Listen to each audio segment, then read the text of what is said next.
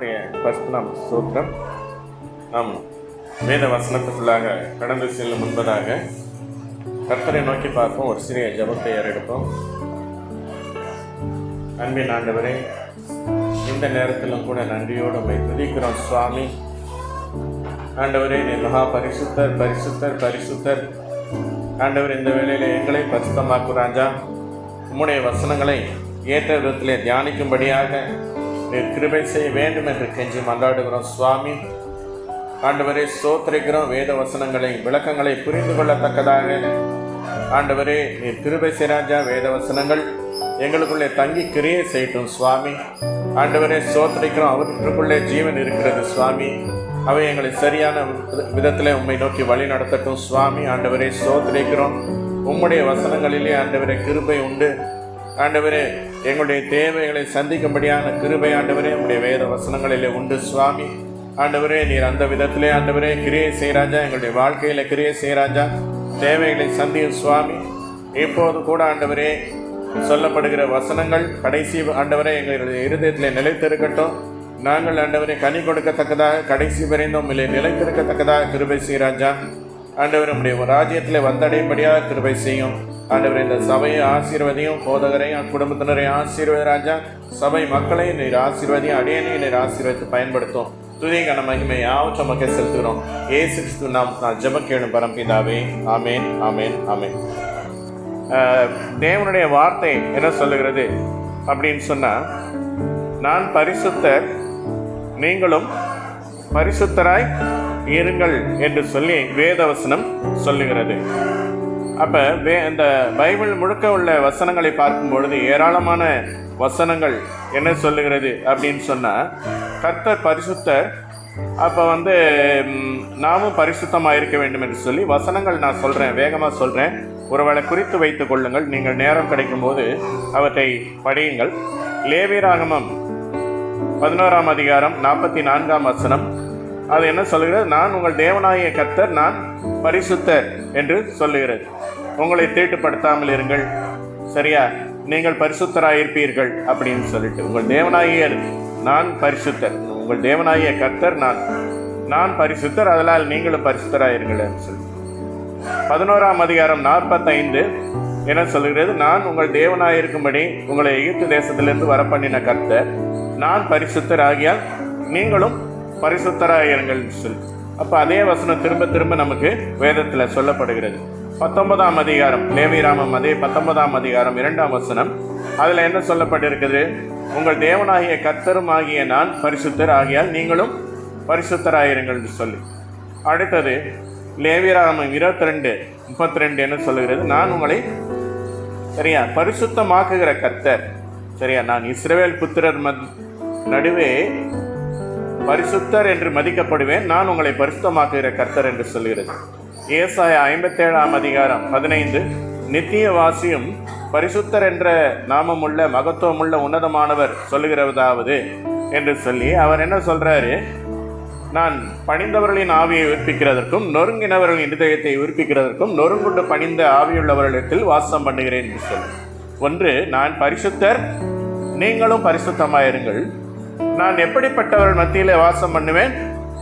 நொறுங்குண்டு, சரியா, எனக்கு ஒரு பெருமை இருக்கிறது, எனக்கு ஒரு திறமை இருக்கிறது, நான் அதை சாதிப்பேன் இதை சாதிப்பேன் என்று சொல்லி பெருமை உள்ளவர்களிடத்தில், ஒருவேளை அவன் திறமைசாலியாக இருக்கலாம், ரொம்ப கல்வி கற்றவனாக இருக்கலாம், பணக்காரனாக இருக்கலாம், அவன் நான் இதை செய்யக்கூடியவன், எனக்கு இதை தகுதி இருக்கிறது, மற்றவர்களை காட்டிலும் நான் சிறந்தவனாக இருக்கிறேன் என்ற பெருமை அவனிடத்தில் இருக்கும்போது அந்த பரிசுத்தமாகிய கர்த்தர் அவனிடத்தில் வாசம் பண்ணுகிறதில்லை. யாரிடத்துல வாசம் பண்ணுகிறார்? நொறுங்குண்டு பணிந்த ஆவியுள்ளவனிடத்தில் நான் வாசம் பண்ணுவேன். அது ஏன் நொறுங்குண்டு பணிந்த ஆவியுள்ளவர்களிடத்தில் தெளிவாக சொல்கிறேன். அந்த ஆவியுள்ளவர், நொறுங்குண்டு பணிந்த ஆவியுள்ளவர்கள், அதனுடைய அர்த்தம் என்ன? சில பேர் வெளி தோற்றத்துக்கு ரொம்ப அப்படியே பணிவாக இருக்கிற மாதிரி இருப்பாங்க, சரியா. ஏன்னா மனிதனுடைய நடவடிக்கை பல பேருக்கு உள்ள ஒன்று வெளியில் ஒன்றா இருக்குது. அவங்களுக்கு காரியம் ஆகணும்னு சொல்லிட்டு பெரியவர்கள் மத்தியில், அதிகாரிகள் மத்தியில், அல்லது உயரமான நல்ல நிலையில் இருக்கிறவங்க கிட்ட அப்படியே ஒரு பணிவா வெளியில் தோற்றத்துக்கு பணிவாக நடந்துக்குவாங்க. சில பேர் சபையில் ரொம்ப பணிவாக இருக்க மாதிரி அப்படின்னு குலைவாங்க. தங்களை அப்படி காட்டிக்கொள்வார்கள், ஆனால் உள்ளுக்குள்ள அந்த பெருமை இருக்கும். அதனால நொறுங்குண்டு பணிந்த ஆவியினத்திற்கு வெளி தோற்றத்துக்கு நாங்கள்லாம் ரொம்ப பணிந்தவர், நான் எளிமையானவன் அப்படின்னு சொல்லிட்டு ரொம்ப சில பேர் அந்த மாதிரி தன்னை எளிமையான தோற்றமாக காட்டி கொண்டிருப்பார்கள். உண்மையிலே நொறுங்குண்டு பணிந்த ஆவியுள்ள இடத்தில் வாசம் பண்ணுகிறேன்னு சொல்லி கர்த்தர் இருதயத்தை அறிகிற கர்த்தராக இருக்கிறார். எசேக்கியேல் 38:16 என்ன சொல்லுகிறது? நான் பரிசுத்தர் என்று விளங்க பண்ணுகிறதுனாலே அவர்கள் என் அறியும்படிக்கு உன்னை என் தேசத்துக்கு விரோதமாக வர பண்ணுவேன் அப்படின்னு சொல்றார். அடுத்தது எசேக்கியேல் 39:27 அதுலேயும் நான் பரிசுத்தர் என்று விளங்கும் போது என்று சொல்லி. ஓசியா 11:9 குறிச்சுக்கிறீங்களா? எசேக்கியேல் 39:27, ஓசியா 11:9, 1 பேதுரு 1:16. இது புதிய ஏற்பாடு. இது வரைக்கும் நம்ம பழைய ஏற்பாட்டில் பார்த்தோம். 1 பேதுரு 1:16 சொல்லப்பட்டிருக்கிறது, நான் பரிசுத்த ஆகையால் நீங்களும் பரிசுத்தராயிருங்கள் என்று எழுதி இருக்கிறதே. இது வரைக்கும் நம்ம 9 இடங்களில் பார்த்தோம்னு நினைக்கிறேன்.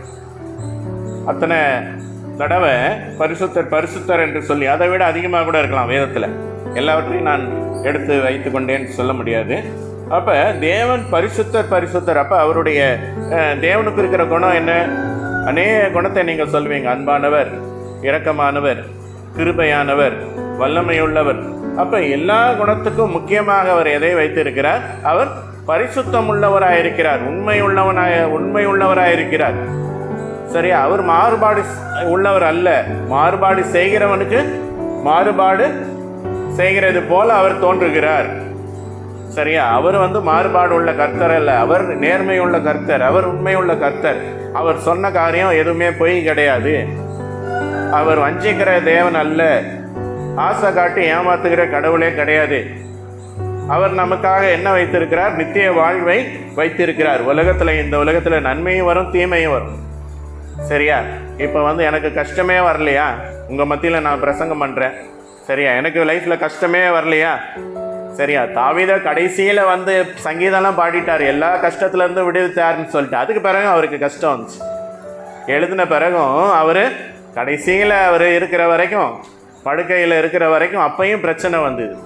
2 மகன்களுக்குள்ள பிரச்சனை வந்துச்சு. அப்போ நமக்கு பிரச்சனை வரும். ஆனால் உண்மையில் நான் யோசித்து பார்க்குறேன் ஒன்று என்னென்னா, நான் ஒரு வசனத்தை ஒரு இதை எழுதி கூட போட்டுடலான்னு நினைக்கிறேன். நம்ம தான் சின்ன விஷயத்தெல்லாம் பெருசாக்கிக்கிறோமோ அப்படின்னு சொல்லிட்டு. ஏன்னா என்னுடைய அனுபவத்தில் பார்க்கும்போது எத்தனையோ விஷயம் ரொம்ப நடுங்கின காரியம் உண்டு, ரொம்ப பயந்த காரியம் உண்டு. ஆனால் சில மாதங்கள் கழித்த பிறகு அது ஒன்றுமே இல்லாமல் போயிடும், அது மறந்து போயிடும். ஏன் இந்த விஷயத்துக்காக நம்ம இவ்வளோ கவலைப்பட்டோம்? அடுத்தது இன்னொரு பிரச்சனை நினச்சி பயந்துட்டு இருப்பேன்.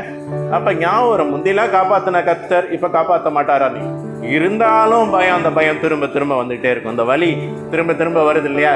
இந்த சொல்லுவாங்க, ஒரு வலி அப்படியே நல்லா வலிக்கும், அப்புறம் கொஞ்சம் குறைஞ்சிரும். நல்லா வலிக்கும், பல் வலியோ எந்த வலியும், பிரசவ வலியை சொல்லுவாங்க. சரியா? அப்போ அது மாதிரி நம்ம மனசில் சில டைம் கஷ்டத்தை கடந்து தான் போக வேண்டி இருக்கிறது. உலக வாழ்க்கை அப்படியே ரொம்ப ரொம்ப வித்தியாசமான காரியம் அல்ல. சரியா? வருத்தப்பட்டு பாரம் சுமக்களே எல்லாரும் என்னிடத்தில் வாருங்கள், நான் உங்களுக்கு இளைப்பாறுதல் தருவேன்னு சொன்ன அதே ஆண்டவர் சரியா என்ன சொல்கிறாரு? என்னிடத்தில் கற்றுக்கொள்ளுங்கள், என் நுகம் லகுவாயிருக்கும் என்று சொல்லுகிறார். சரியா? அப்படின்னா என்ன? இந்த உலகத்தினுடைய பாரத்தெல்லாம் சுமக்காதீங்க, எல்லாத்தையும் எடுத்து போடுங்கன்ன பிறகு அவர் என்னுடைய நுகத்தை ஏற்றுக்கொள்ளுங்கள்ன்றார். அவர் ஒரு பாரத்தை கொடுக்குறார். கரெக்டா? உலகத்தில் வாழ்கிறவங்கள மாதிரி அவங்கள மாதிரி உங்களால் வாழ முடியாது. அவங்க செய்கிற காரியம் நம்ம ஆசைப்பட்டு செஞ்சால் கூட அதில் மனசு போகாது. சரியா? அவர்கள் அனுபவிக்கிற காரியங்கள், அனுபவிக்கிற இன்பங்களே நம்ம மனது நாடவே நாடாது. அப்போ நமக்கு மற்ற எதிரிகள் இல்லாமல் இருப்பாங்களா? சரியா? பைபிளை படிக்கிறவன் இவன்கிட்ட எதிரியே இருக்கக்கூடாதுன்னு ஓடிடுறானா? இல்லை. நம்ம பிரச்சனை பண்ணுறவன் பிரச்சனை பண்ணி கொண்டு தான் இருப்பான். ஆனால் நம்ம அந்த விஷயத்தை பெருசாக்கக்கூடாது. சரியா? ஒருவேளை பக்கத்து வீட்டில் பிரச்சனையாக இருக்கலாம், அதை நம்ம பெருசுப்படுத்தாமல் நம்ம அமைதியாக போனால் அவங்க எங்கேயாவது மாறி போயிடுவாங்க, இடம் மாறி போயிடுவாங்க, அல்லது நம்ம இடம் மாறி போயிட போகிறோம், ஏதோ ஒன்று நடக்க போகுது. சரியா? ஆனால் சில வருஷங்கள் இருக்கலாம், சில பிரச்சனைகள் சில வருஷங்கள் கூட நீடிக்கலாம். ஆனால் கர்த்தர் எல்லாவற்றையும் நம்மை தைரியப்படுத்துகிறார், அதை பலப்படுத்துகிறார். ஏற்ற காலத்திலே உங்களுடைய எதிரி அப்படியே மங்கி போய் காணா போயிடுவார். சரியா? அடுத்தது இப்பொழுது இதே மாதிரி வேத வசனத்தை பார்க்கும்போது பிதாவானவர் நான் பரிசுத்தர் நான் பரிசுத்தர்னும் போது அதே மாதிரி இயேசுவானவரும் பரிசுத்தர் அப்படின்னு சொல்லிட்டு பிதா என்ன சொல்றார் தன்னை பத்தி சொல்லும் போது நான் தான், எனக்கு ஈக்குவலா யாரும் கிடையாதுன்னு சொல்றார். நீங்க எந்த கடவுள் மோசே முதலாவது சந்திக்கும் பொழுது அப்பதான் நமக்கு வெளிப்படுகிறார். மக்களுக்கு நன்றாக தேவன் அறிமுகமாகிறது இந்த மோசேனுடைய சந்திப்புல தான். சரியா? அதுக்கு முன்னாடி ஆதாமனுடைய தொடர்பு அறுபட்டு போய்விட்டது. இடையிடையே மோசே நோவா காலத்துலலாம் அவர் தொடர்பு கொண்டார். ஆனாலும் கூட அதற்கு பிறகு முழு மனித குலத்துக்கும் அதிகமாக முதலாக அவர் தம்மை வெளிப்படுத்தினது மோசே மூலமாக வெளிப்படுத்துகிறார். அப்ப நீங்க யாருன்னு கேட்கிறாரு மோசே. நான் உங்க பேர் என்னன்னு சொல்றது, எந்த கடவுள் நீங்க அப்படின்னு சொல்லி. அப்ப நான் தான் அப்படிங்கிறார். ஐ ஆம் தட் ஐ ஆம். சரியா? இருக்கிறவராக இருக்கிறவர். தமிழ் வேதாகமத்தில் என்ன படிக்கிறோம்?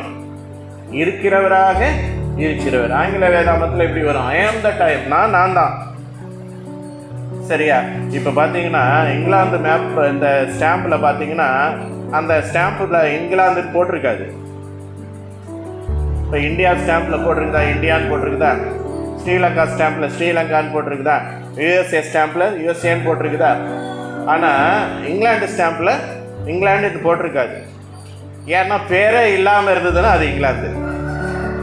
சரி, அவங்க தான் ஃபர்ஸ்ட் ஸ்டாம்ப் போட்டது, அதை யூஸ் பண்ணது. முதல்ல இந்த நவீன கால நாகரிகம் அங்கதான் அதிகமாக முதல்ல வளர்ச்சி அடைந்தது.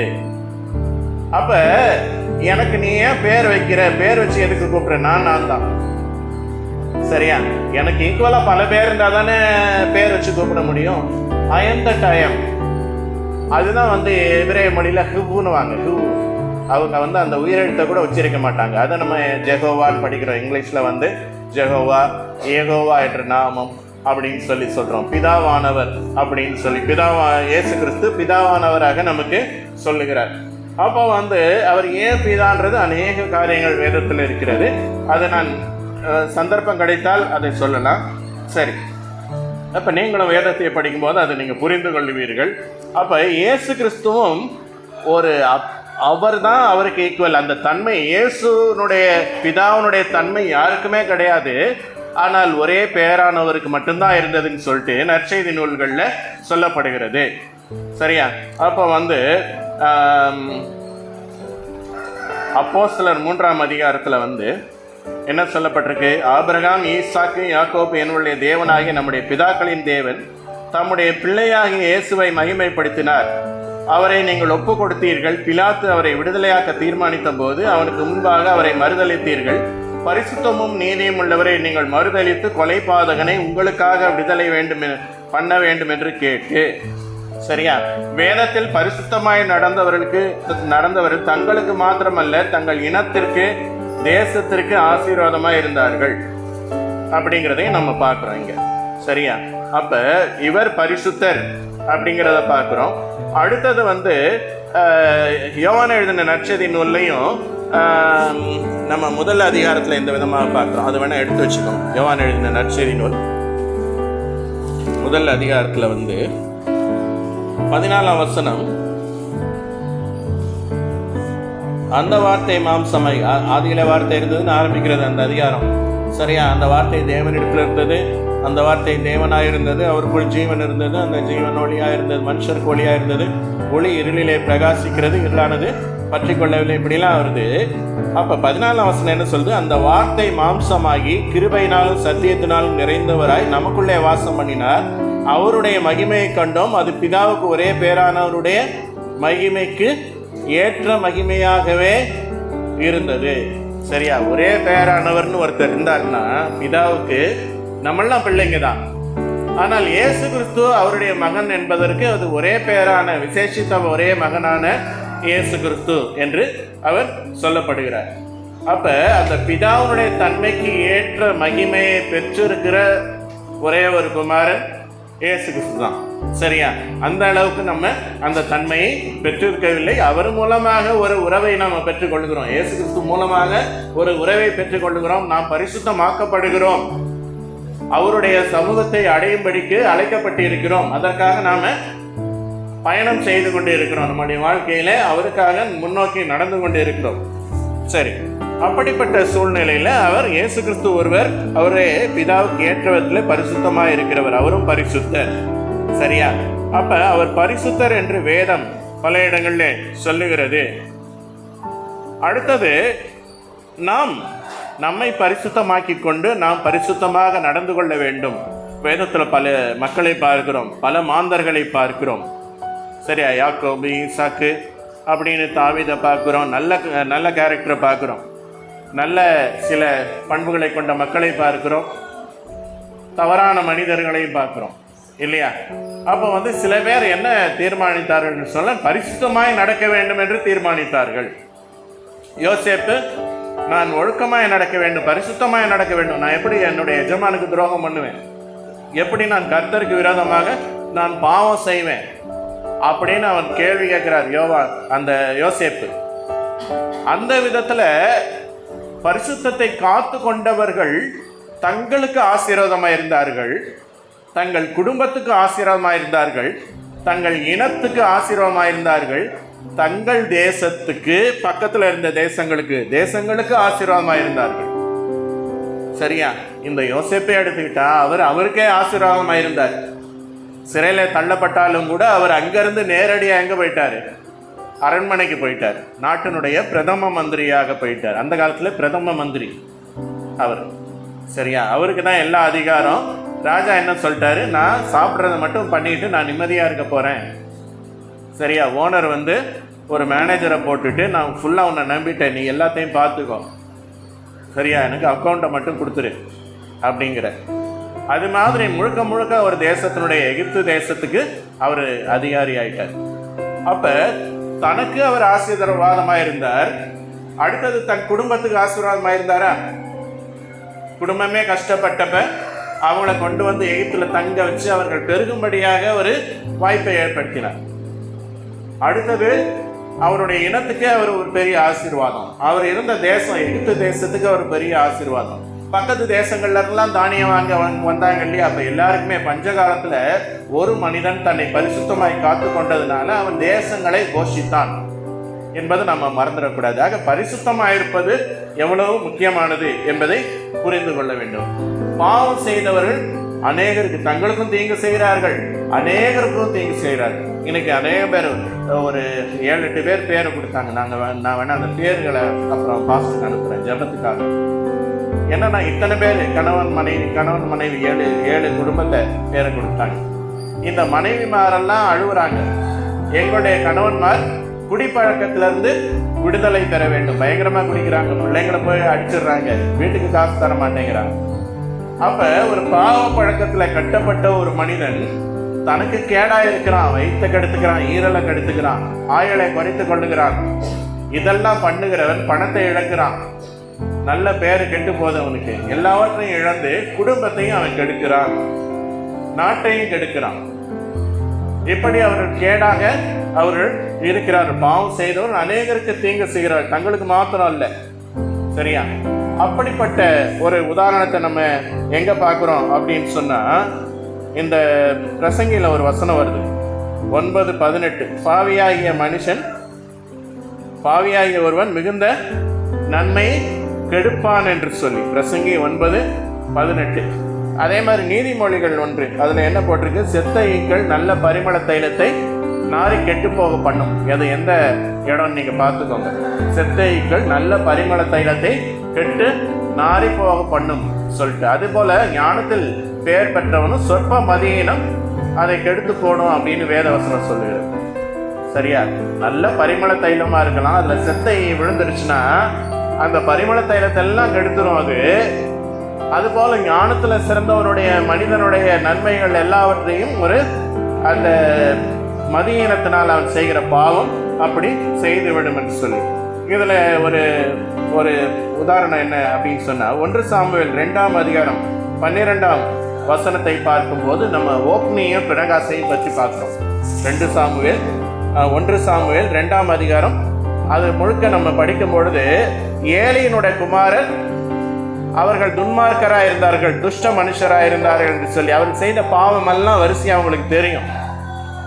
சரியா? நியாயத்தை புரட்டினார்கள், அந்த பலியில அவங்க கையை வச்சு அதை எடுத்தாங்க.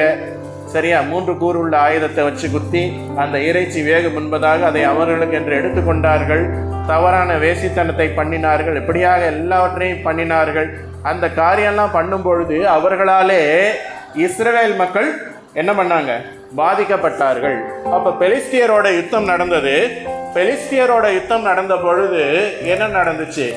இந்த இஸ்ரவேல் மக்களும் பெலிஸ்தியரும் முதலாவது ஒரு தடவை யுத்தம் நடக்குது. அந்த பகுதியை நீங்கள் வீட்டில் படித்து பாருங்க. அப்பொழுது ஆயிரக்கணக்கில் மக்கள் இறந்து போயிட்டாங்க. இஸ்ரவேலர்கள் தோத்து போயிட்டாங்க, தோத்து ஓடுறாங்க. அப்பொழுது இவங்க என்ன பண்றாங்க? மக்கள் எல்லாம் என்ன தீர்மானிக்கிறாங்க? கர்த்தருடைய உடன்படிக்கை பெட்டியை போர்க்களத்துக்கு எடுத்துக்கொண்டு வருவோம். அப்ப கர்த்தருடைய வல்லமை நம்மளை காப்பாற்றணும்னு சொல்லிட்டு இன்னைக்கு நம்ம என்ன நினைக்கிறாங்க? அநேகர் கர்த்தருடைய வல்லமை நம்மளை காப்பாற்றும் என்று சொல்லி, அந்த இடத்துல பரிசுத்தம் இல்லாத பொழுது கர்த்தருடைய வல்லமை காப்பாற்றுமா அப்படிங்கிறத நீங்க யோசிச்சு பாருங்க. அப்ப அந்த உடன்படிக்கை பெட்டி அந்த இடத்துல போர்க்களத்துக்கு எடுத்துக்கொண்டு போகும் பொழுது இப்ப எல்லாம் ஒரே சத்தமா ஆர்ப்பரிக்கிறாங்க. யார் ஆர்ப்பரிக்கிறாங்க? சந்தோஷமா இஸ்ரவேலர்கள் ஆர்ப்பரிக்கிறாங்க, நம்ம ஜெயிச்சிட்டோம்னு சொல்லிட்டு. அவ்வளவுதான், கர்த்தருடைய பெட்டி வந்துடுச்சு, நமக்கு வல்லமை வந்துடுச்சு, இனிமே ஜெயம் ஜெயம் அப்படின்னு சொல்லிட்டு. ஆனால் அதே நேரத்தில் பெலிஸ்தியர் மனசுல என்ன நினைச்சாங்க? பயந்தாங்க, நடுங்கிட்டாங்க. இந்த போர் பாருங்க, வித்தியாசமான போரா இருக்கு. பெலிஸ்தியர் பயந்து எப்பயுமே பயந்து சண்டை போடுறவன் தோத்துருவான். சரியா, உற்சாகமா ஒரு வெறியோட ஆர்ப்பரிச்சு சண்டை போடுறவன் ஜெயிப்பான். அப்பொழுது என்ன சொல்லிக்கிட்டாங்களாம் பெலிஸ்தியர்கள்? இப்பொழுதும் நீங்கள் புருஷராயிருங்கள், உயிரே போனாலும் பரவாயில்ல, நாட்டுக்காக சாவுன்ற மாதிரி போறாங்க. அவர்கள் நமக்கு அடிமைப்பட்டது போல நாம் அவர்களுக்கு அடிமைப்படாதபடிக்கு நம்ம போரிடுவோம். உயிரையாவது கொடுப்ப மொழி அவங்களுக்கு அடிமைப்படக்கூடாதுன்னு சொல்லி அவங்க போரிட்டார்கள். கடைசியில் யார் ஜெயித்தார்கள்? பெலிஸ்தியர்கள் ஜெயித்தார்கள். காரணம் என்ன? அந்த உடன்படிக்கை பெட்டி தூக்கிட்டு வந்தது யாரு? ஓப்னியும் பினகாசும். அந்த பாவம் நிறைந்த மக்கள் அந்த உடன்படிக்கை பெட்டி அங்கே எடுத்துட்டு வரும் பொழுது எத்தனை பேர் இறந்தாங்கன்னா 30,000 பேர் இறந்தாங்க. சரியா, அதுக்கு முன்னாடி நடந்த போர்ல 4,000 பேர் தான் இறந்தாங்க. முதல் தடவை உடன்படிக்கை பெட்டியும் வரல, ஓப்னி பினகாசும் வரல. அந்த முதல் போர்ல தோத்து போனாங்க, 4,000 பேர் இறந்தாங்க. இப்ப எத்தனை பேர் இறந்துருக்கிறாங்க? 30,000 பேர் இஸ்ரவேலர்கள் இறந்து போனார்கள். ஒரே துக்கமும் சோகமும் உண்டாயிற்று அப்படின்னு சொல்லி பார்க்குறோம். அப்புறம் அந்த சம்பவம்லாம் தெரியும். அந்த உடன்படிக்கை பெட்டியை கொண்டு போய் எங்கே வைக்கிறாங்க? அவங்க கோயிலில் வைக்கிறாங்க, தாகோனுடைய ஆலயத்தில் வைக்கிறாங்க. அப்போ அவர்கள் அதை வச்சு ஒரு பெருமையாக, இந்த எதிரியினுடைய ரொம்ப பரிசுத்தமாக இருக்கிறது, நமக்கு அடிமைப்பட்டு விட்டது, நம்ம தெய்வம் தான் பவர்ஃபுல்னு சொல்லிட்டு அந்த தாகோனுடைய சிலைக்கு முன்னாடி அதை வச்சுட்டு கதவை பூட்டிட்டு போயிடுறாங்க. அடுத்த நாள் கோயிலை திறந்து பார்க்கும்போது என்ன ஆகுது? தாகோனுடைய சிலை அதுக்கு முன்பதாக விழுந்து கிடந்ததுன்னு பார்க்குறோம். அப்புறம் அவர்கள் அதை நிலையில் நிறுத்தி வைத்தார்கள். அடுத்தது பூட்டிட்டு மறுபடியும் போனாங்க. அடுத்த நாள் பார்க்கும்போது என்னாச்சு? இந்த சம்பவம்லாம் தெரியும்ல உங்களுக்கு? எத்தனை பேருக்கு தெரியும்? புதுசாக பைபிள் படிக்கிறீங்க இல்லையா? சரி, படிங்க. இந்த சம்பவம்லாம் இந்த சாமுவேல் 1 சாமுவேல் எடுத்து வரிசையாக படித்து பாருங்க, அது ரொம்ப நல்லா இருக்கும். அப்போ அடுத்த நாள் பார்க்குறாங்க, மறுபடியும் தாகோனுடைய சிலை விழுந்து கிடக்குது. அதனுடைய கைகள் எல்லாமே உடைஞ்சு கிடக்குது. சரியா, இந்த கர்த்தருடைய பெட்டிக்கு முன்பதாக அந்த நிலையில விழுந்து உடைந்து கிடந்தது அப்படின்னு சொல்லி பார்ப்போம். அப்ப இந்த ஓப்னி பினகாசும் வராம இல்லாம, போர் வீரர்களும் இல்லாம வெறுமன பெட்டிக்கு வல்லமை இருந்தது. உடன்படிக்கை பெட்டி தனியா இருந்தப்ப அதுக்கு அவ்வளவு வல்லமை இருந்தது. சிலையும் கூட விழுந்து உடையிற அளவுக்கு, நொறுக்கிற அளவுக்கு அதுக்கு வல்லமை இருந்தது. அப்புறம் பெலிஸ்தியர் அந்த பெட்டியை திரும்ப இஸ்ரேலுக்கு அனுப்பி வச்சாங்க. அதெல்லாம் நடக்குது. சாமுவேல் தலைமையில போர் நடக்குது, இவங்க ஜெயிக்கிறாங்க, இஸ்ரேல் ஜெயிக்கிறாங்க. பெரிய கதையா இருக்கு. சரியா, இதெல்லாம் படிச்சு பாருங்க. அப்ப பாவியா இருக்கிற மனுஷன் மிகுந்த நன்மையை அவன் கெடுக்கிறவனாக இருக்கிறான் என்பதை நம்ம பார்க்கிறோம். அப்ப நம்ம கிறிஸ்தவர்கள் பரிசுத்தம் உள்ளவர்களா இருக்க வேண்டும். கிறிஸ்தவர்கள் எப்படி இருக்கிறாங்க? பல கிறிஸ்தவர்கள், நம்மளும் கூட அப்படி நடந்து போகாம ஜாக்கிரதையா இருக்க வேண்டும். ஒரு சின்ன ஒரு இதை படித்தேன். ஒரு கரடியை பற்றி ஒரு கதை போட்டிருந்தாங்க, அதை படித்தேன். எப்படின்னா, காட்டில் ஒரு நாத்திகர் நடந்து போயிட்டு இருக்கிறார். அப்போ அந்த காடு ரொம்ப அழகாக இருக்குது. சரியா, உயரமான மரமாக இருக்குது, ஓடையெல்லாம் ஓடிக்கிட்டு இருக்குது, காற்று நல்லா வீசுது, பறவைகள்லாம் பாடிக்கொண்டிருக்குது. அப்போ எல்லாத்தையும் ரசிக்கிறார். மேகங்கள் எல்லாம் அழகாக அதை கடந்து போகிறது. எவ்வளோ அழகான இந்த மாதிரி நானும் கூட அந்த மாதிரி யோசிச்சிருப்பேன். அதாவது மூணாறு பகுதிக்கு நான் ஒருக்க போகும்போது 2-3 இடம் எஸ்டேட்டு போயிருக்கிறாங்க. ஒரு இடத்துல போகும்போது இவ்வளோ அழகாக பூமியின் மேலே ஒரு இடம் இருக்குமா? சரியா? அதனால தான் அவங்க என்ன போட்டிருக்காங்க, காட்ஸ் ஓன் கண்ட்ரின்னு போட்டாங்க. கேரளாக்காரங்க ஏன் போட்டாங்க காட்ஸ் ஓன் கண்ட்ரின்னு? சில இடங்கள் அவ்வளோ அழகாக இருக்கும். சரியா? அமெரிக்காவில் கூட சில இடங்கள் ரொம்ப அழகாக இருக்குன்னுவாங்க, பேவரி ஹில்ஸ்ன்னு சொல்லிட்டு. ஆனால் இப்போ நெருப்பில் எல்லாம் எரிஞ்சு போச்சுன்னு கேள்விப்பட்டேன். சரியா? அந்த பகுதியில் தான் அமெரிக்காவில் நெருப்பு காட்டு தீ எரிஞ்சு பல பகுதிகள் சரியா பல்லாயிரம் ஏக்கர் கணக்கில் மைல் கணக்கில் அவைகள் எரிந்து நாசமாயிடுச்சு.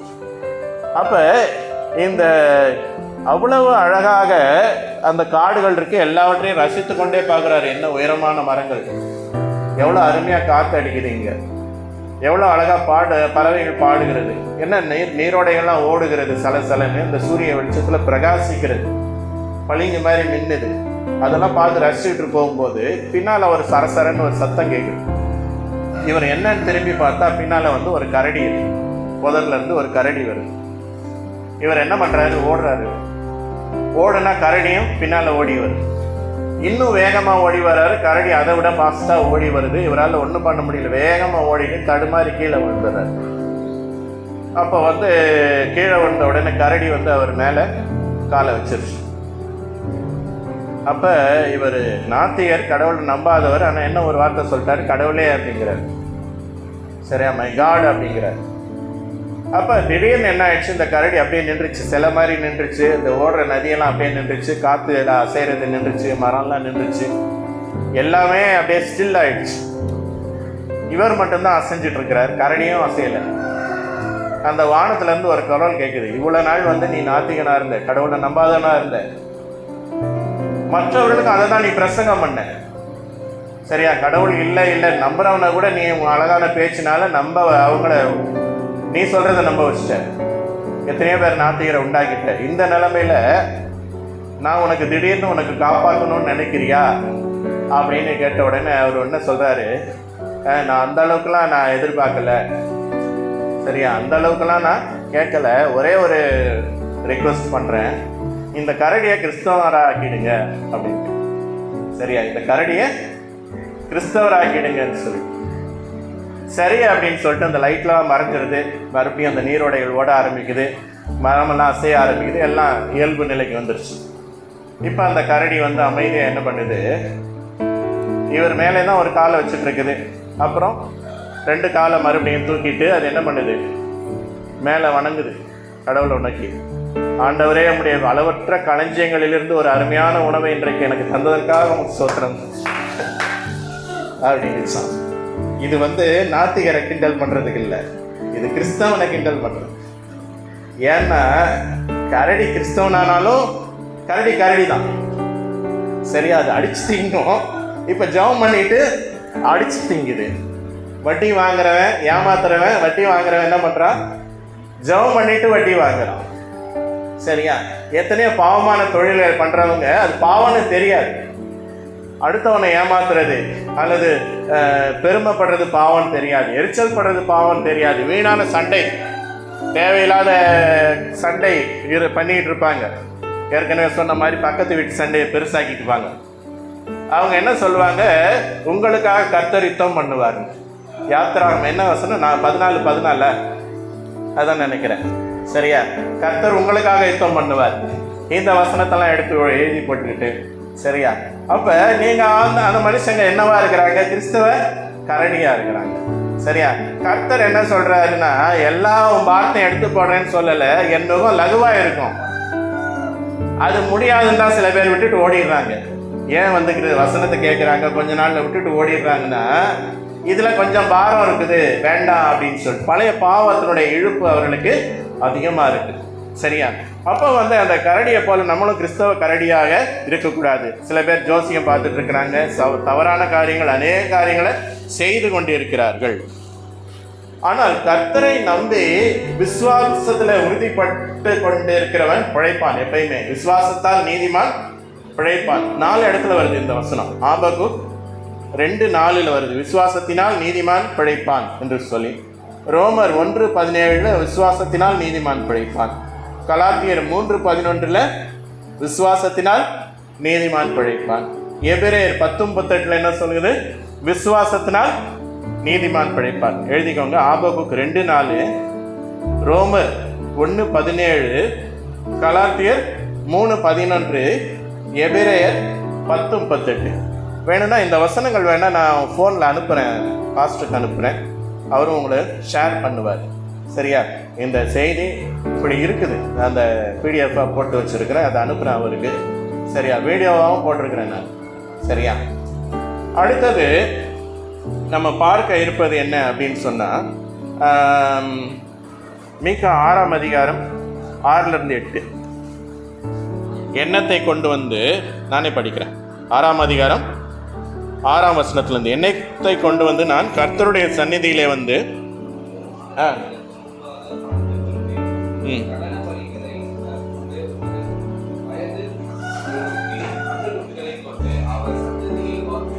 வர வேண்டுமோ, ஆட்டுக்கடாக்களின் பேரிலும் ஓடுகிற 10,000 ஆறுகளின் பேரிலும்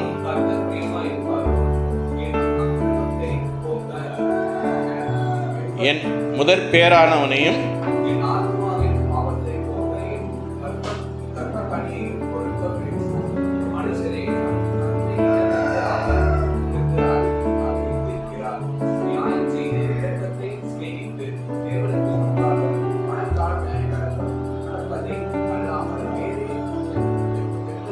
எண்ணத்தை கர்த்தர் கேட்கிறார். சரியா? அப்போ ஒரு மனிதன் கேட்கிறான். சரியா? எண்ணத்தை கொண்டு வந்து கடவுளை நான் திருப்திப்படுத்துறது. நம்மளும் நினைக்கிறோம் இல்லையா, எதை கொண்டு வந்து நான் கர்த்தரை திருப்திப்படுத்துவேன்னு சொல்லிட்டு. சரியா? தகன பலிகளை கொண்டு 1 வயது கன்றுக்குட்டிகளை கொண்டும் அவர் சந்நிதியில வர வேண்டுமா? 1000 ஆட்டுக்கடாக்களின் பேரிலும் எண்ணெயாய் ஓடுகிற 10,000 பேரிலும் ஆறுகளின் பேரிலும் கர்த்தர் பிரியமாயிருப்பாரோ? என் அக்கிரமத்தை போக்க என் முதற் பேரானவனையும் என் ஆத்துமாவின் பாவத்தை போக்க என் கற்பத்தின் கனியையும் கொடுக்க வேண்டுமோ? இதெல்லாம் கேட்டிருக்கிறார். மனுஷனே, நன்மை இன்னதென்று அவர் உனக்கு அறிவித்திருக்கிறார். நியாயம் செய்து இரக்கத்தை சிநேகித்து உன் தேவனுக்கு முன்பாக மனத்தாழ்மையாய் நடப்பதை அல்லாமல் வேற எண்ணத்தை கர்த்தர் உன்னிடத்தில் கேட்கிறார். அப்ப மனத்தாழ்மையாய் நடப்பதை அல்லாமல். சரியா? அப்ப ஏற்கனவே பார்த்த வசனம் என்ன? நொறுங்குண்டு பணிந்தவர்களிடத்தில் அவர் வாசமாயிருக்கிறார். பரிசுத்தமுள்ள கர்த்தர் யார் இடத்துல வாசமாயிருக்கிறார்? நொறுங்குண்டு பணிந்தவர்களிடத்தில் அவர் வாசமாயிருக்கிற கர்த்தராயிருக்கிறார். சரியா? அப்ப நாம் பரிசுத்தம் உள்ளவர்களாக இருக்க வேண்டும். கர்த்தர் பரிசுத்தர். அதனால என்ன வசனங்களை நம்ம பார்த்தோம்ன்றத மறுபடியுமாக நம்ம சிந்தித்து பார்ப்போம். இதனுடைய தொடர்ச்சியாக மீதி சில பகுதியை வந்து நான் தொடர்ந்து இன்னொரு நாளில் உங்களுக்கு சொல்ல இருக்கிறேன். இன்னொரு வாரம் நான் வந்தேன்னா இதனுடைய தொடர்ச்சியை உங்களுக்கு நான் தர இருக்கிறேன். என்று சொன்னால் இன்னைக்கு நான் அவசரமாக பேசினாலும் விஷயத்தை அதை சொல்ல முடியாது. ரொம்ப தேவையான ஒரு காரியமாக இருக்கிறது. அதனால நாம் எதை பார்த்தோம்? கர்த்தர் பரிசுத்தர். மனசில் என்றைக்குமே நினச்சிக்கோங்க, கர்த்தர் பரிசுத்தர். அதனால நம்மளும் பரிசுத்தமாய் நடக்க முயற்சி செய்வோமாக. சரியா? ஒரு ஸ்டோரி சொன்னேன். ஸ்டோரினா ஒரு எழுதின ஒரு ஜோக்கை சொன்னேன். கரடி கிறிஸ்தவ கரடியான மாறினாலும் அது கரடியா இருக்கு. அந்த மாதிரி இருக்காம நம்மை புதிய சிருஷ்டியாக நம்ம கர்த்தருக்கு என்று ஒப்பு கொடுப்போம். நம்ம புது சிருஷ்டி. உண்மையில ரட்சிக்கப்பட்டவன் தான் யாரு? அவன் புதிய சிருஷ்டி. சரியா? இப்ப கம்பளி பூச்சி அப்படிங்கிறது அது என்ன செய்யும்? அது வேற சிருஷ்டி மாதிரி இருக்கும். இலையெல்லாம் தின்னு போடும். கரெக்டா? இலையெல்லாம் தின்னு போடும், செடியெல்லாம் நாசமா பார்க்கும், மேலே விழுந்தா உடம்பெல்லாம் அரிக்கும். ஆனால் அதே அந்த பருவத்தை மாறி கூட்டுப்புழுவை அடைந்து பறந்து போகும்போது அது அழகான வண்ணத்து பூச்சியா மாறி பறக்குது. அதுக்கு பிறகு அது உடம்பு மேலே பட்டு அரிக்க போறதில்லை, செடியை கெடுக்க போறதில்லை. சொல்ல போனால் தேனெல்லாம் எடுத்து குடிக்கும். மலர்கள்ல உட்காந்து அந்த தேனெல்லாம் குடிக்கிறனால மகரந்த சேர்க்கை நடந்து நமக்கு நம்ம மரத்துல எல்லாம் நல்லா காய்க்கிறதுக்கு ஹெல்ப்ஃபுல்லா இருக்கு. சரியா? அது புது சிருஷ்டியா மாறிடுச்சு. சரியா? அது மாதிரி நாம் புதிய சிருஷ்டியாக நன்மை செய்ய நம்ம படிக்கணும். சரியா? நம்மை பரிசுத்தமாய் தேவனுக்கு முன்பதாக பரிசுத்தமாய் காத்துக்கொள்ள வேண்டும். மற்றவர்கள் தீமை செய்தாலும் அவரிடத்தில் அன்பு செய்து நன்மை செய்கிறவர்களாக இருக்க வேண்டும். கர்த்தர் நம்மை ஆசீர்வதிப்பார். யோசேப்பை அவனுடைய வாழ்க்கையை ஆசீர்வதித்தார், குடும்பத்தை ஆசீர்வதித்தார், அவருடைய சமுதாயத்தை ஆசீர்வதித்தார், நாட்டை ஆசீர்வதித்தார், சுற்றிலும் உள்ள தேசங்கள் எல்லாவற்றையும் ஆசீர்வதித்தார்.